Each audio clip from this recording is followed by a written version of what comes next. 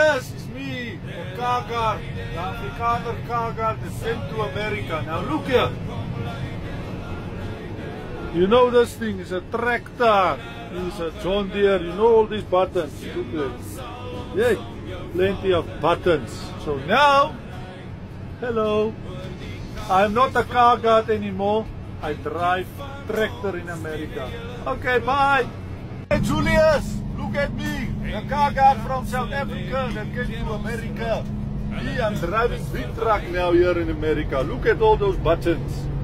You see, big truck is America. I drive right hand side, left hand drive.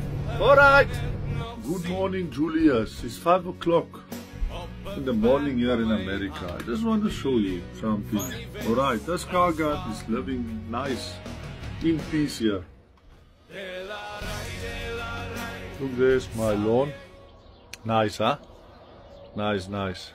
See, there's the road. See, there's my bakkie. My tools is on the back there. But yeah, it's beautiful, ne? Alright, bye.